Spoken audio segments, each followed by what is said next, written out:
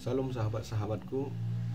Kita akan belajar firman Tuhan dari Minggu 3 setelah Trinitatis, tanggal 3 Juli 2022, dengan teks khotbah daripada Mazmur pasal 66 ayat 1 sampai dengan ayat 9. Saya akan bacakan untuk saudara-saudara. Begini firman Tuhan. Untuk pemimpin biduan nyanyian Mazmur. Bersorak-soraklah bagi Allah, hai seluruh bumi. Mazmurkanlah kemuliaan namanya, muliakanlah dia dengan puji-pujian. Katakanlah kepada Allah, betapa dahsyatnya segala pekerjaanmu. Oleh kekuatanmu yang besar, musuhmu tunduk menjilat kepadamu. Seluruh bumi sujud menyembah kepadamu dan bermazmur bagimu, memakmurkan namamu. Pergilah dan lihatlah pekerjaan-pekerjaan Allah. Ia dahsyat dalam perbuatannya terhadap manusia. Ia mengubah laut menjadi tanah kering, dan orang-orang itu berjalan kaki menyeberang sungai. Oleh sebab itu kita bersuka cita karena Dia, yang memerintah dengan perkasa untuk selama-lamanya, yang matanya mengawasi bangsa-bangsa, pemberontak-pemberontak tidak dapat meninggikan diri. Pujilah Allah kami, hai bangsa-bangsa, dan perdengarkanlah puji-pujian kepada-Nya. Ia mempertahankan jiwa kami di dalam hidup dan tidak membiarkan kaki kami goyah. Sampai sejauh itu pembacaan firman Tuhan. Dan pada Minggu tanggal 3 Juli 2022 ini dengan mengambil tema berbuat baik kepada semua orang. Saudara-saudara, kalau kita perhatikan apa yang dikatakan pemazmur dalam pasal 66 ini, hakikat Allah itu adalah hakikat yang dipuji. Hakikat Allah itu adalah hakikat yang maha kuasa. Hakikat Allah itu adalah hakikat yang berdaulat dan mutlak. Itu kenapa dikatakan semua makhluk harus bersorak-sorak bagi Allah. Semua makhluk harus bermazmur untuk kemuliaan namanya. Semua puji-pujian hanya bagi Allah. Itulah hakikat Allah. Dia adalah hakikatnya adalah yang terpuji. Kedua dikatakan Allah itu adalah kekuatan. Kekuatan yang tidak terukur. Kekuatan yang tidak terkendalikan. Kekuatan yang melampaui segalanya. Itu kenapa dikatakan dahsyat pekerjaanmu Tuhan, katanya. Oleh sebab kekuatanmu maka seluruh musuhmu akan menjilat, tunduk menjilat. Bumi menyembah dan semuanya bermazmur bagimu. Jadi hakikat Allah itu adalah kekuatan. Sesuatu yang absolut, sesuatu yang tidak terkendali, sesuatu yang mengatasi yang hal-hal yang hebat yang pernah kita lihat. Lalu dikatakan supaya kita pergi dalam ayat 5 dan melihat pekerjaan-pekerjaan Allah. Ada banyak orang yang tidak memiliki rasa hormat kepada Allah. Saya mau tanya sama saudara, apabila saudara mengenal sesuatu itu, bahwa sesuatu itu adalah sesuatu yang terpuji, sesuatu yang mulia, sesuatu yang dahsyat, sesuatu yang kuat, maka secara otomatis saudara akan memiliki rasa hormat kepada orang itu. Nah, yang menjadi persoalannya, Allah itu adalah sesuatu yang terpuji. Allah itu adalah sesuatu kekuatan yang maha kuat dan tidak bisa dikendalikan oleh siapapun kecuali dirinya sendiri. Tetapi kenapa manusia sulit untuk memberikan hormat kepada kepribadian Allah ini? Daud memahami itu terjadi karena kita tidak mengenal Allah itu. Kenapa kita tidak mengenal Allah itu?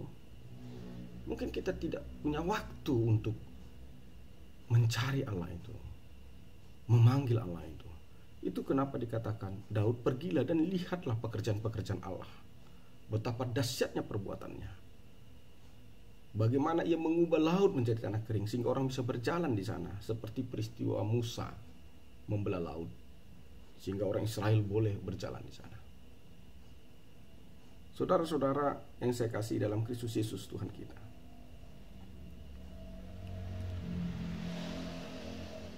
kita akan menjadi orang-orang yang tidak menghormati Allah, tidak takut akan Tuhan, ketika kita tidak punya waktu untuk menghitung kebaikan-kebaikan Tuhan yang kita terima dalam hidup kita. Kita tidak punya waktu memikirkan bahwa sampai hari ini kita bernafas itu karena kemurahan Tuhan, bukan karena proses alam. Kita tidak punya waktu untuk memikirkan bahwa hari ini jantung kita masih bisa berdetak, nadi kita masih bisa berdenyut, itu karena kemurahan Allah. Kita tidak pernah memikirkan itu. Kita berpikir itu sesuatu yang lumrah terjadi.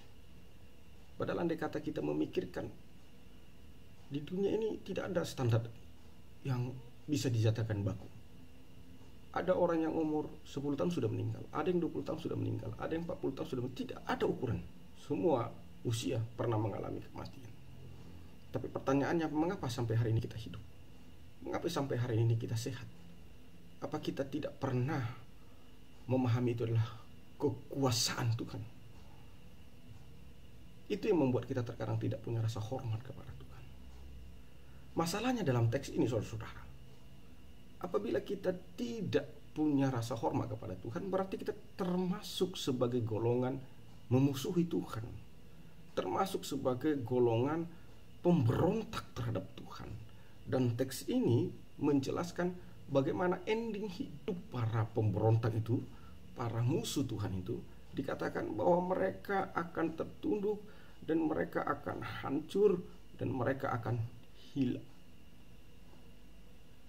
Teks ini turun untuk menggugah kita supaya kita jangan menjadi musuh Allah, supaya hidup kita tidak hilang. Teks ini turun untuk mengetuk hati kita masing-masing supaya kita bertobat, supaya kita menjadi Theophilos, sahabat-sahabat Allah di dunia ini, yaitu yang menyenangkan hati Allah. Bagaimana menyenangkan hati Allah? Teks ini berkata, pujilah Allah kami, hai bangsa-bangsa, dan perdengarkan pujian-pujian kepadanya. Ia mempertahankan jiwa kami di dalam hidup dan tidak membiarkan kaki kami koyak. Kedahsyatan Allah, kemuliaan Allah, kedaulatan Allah dipakainya untuk menghadirkan kebaikan dan pemeliharaan bagi umatnya. Artinya dia melakukannya, Allah memakai kedahsyatannya, kedaulatannya untuk sebuah kebaikan. Dan sesuai dengan tema minggu ini, berbuat baik kepada semua orang. Nah, pertanyaannya adalah, kelebihan-kelebihan yang diberikan Allah kepadamu itu bukan diberikan asal-asalan saja. Ada maksud dan tujuan Allah mengapa Ia memberikan kepadamu harta yang berlimpah. Ada maksud dan tujuan Allah mengapa Ia memberikan kepadamu titel yang bagus. Ada maksud dan tujuan Allah mengapa Ia memberikan kepadamu jabatan yang baik. Ada maksud dan tujuan Allah kenapa Ia memberikan kepadamu umur yang panjang. Tujuannya adalah supaya engkau menjadi berkat bagi banyak orang, supaya engkau menjadi kebaikan bagi banyak orang. Nah, mari kita renungkan, saudara-saudara, umur yang panjang yang diberikan Tuhan sampai hari ini kepada kita, sudahkah kau pakai untuk menjadi kebaikan bagi orang lain? Atau kau pakai hanya untuk gagah-gagahan dalam hidup? Harta yang berlimpah, saudara, yang kau terima hari ini, sudahkah kau pakai untuk menjadi berkat bagi banyak orang? Berkat bagi orang miskin, berkat bagi gerejamu, berkat bagi orang sekelilingmu, berkat bagi anak yatim piatu, berkat bagi para janda, berkat bagi negara ini. Kelebihan-kelebihan yang ada padamu, talenta-talenta yang ada kepadamu, wajahmu yang tampan, wajahmu yang cantik, suaramu yang merdu, otakmu yang cerdas dalam menghasilkan ide-ide yang brilian. Bagaimana otakmu yang cerdas yang mampu menghasilkan kata-kata yang membangun, mencari solusi di dalam persoalan. Sudahkah kau pakai itu untuk kebaikan bagi orang lain? Atau kau hanya memakai semua untuk memperkaya dirimu sendiri, untuk mencari kemuliaan bagi dirimu sendiri, dan kau ingin menjadi tuan bagi orang lain? Kita sedang belajar bahwa kelebihan-kelebihan Atribut-atribut ilahi itu dipakai untuk kebaikan bagi kita. Tidak ada kecerdasan yang tidak berasal dari Allah. Tidak ada kekuatan yang tidak berasal dari Allah. Tidak ada kekayaan yang tidak berasal dari Allah. Jika Allah saja memakai kehebatan yang ada kepadanya untuk menjadi kebaikan bagi banyak orang, kenapa kita tidak? Teks ini membawa pesan dua kepada kita.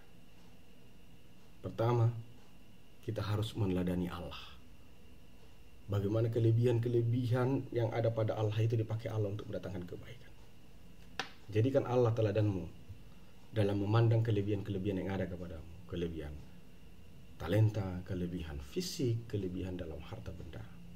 Kedua, kita diajak dalam teks ini, karena harta yang kita bawa bukan yang material, tetapi harta yang kita bawa adalah yang imaterial. Apakah itu? Kebaikan, kasih. Bisa saja saudara, hari ini kau punya harta banyak di dunia ini, tapi kau belum punya harta di sorga. Kenapa? Karena kau tidak melakukan kasih dan kebaikan bagi orang lain. Kau berjanji menolong orang, tapi sekedar janji. Ada orang yang membutuhkan, memohon kepadamu. Sebenarnya kau berlimpah, tapi kau tidak mau. Hanya karena alasan dia tidak tahu mengambil hatimu. No.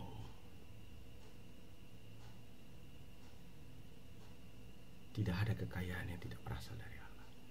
Kiranya firman ini mencerai hati dan pikiran saudara, mengubah kita untuk memakai apa yang ada pada kita untuk melakukan kebaikan. Kenapa kita harus baik, saudara? Karena Allah terlebih dahulu melakukan kebaikan kepada kita. Atas dasar itulah kita harus melakukan kebaikan kepada setiap orang, agar nama Allah dipermuliakan. Salam Tuhan Yesus.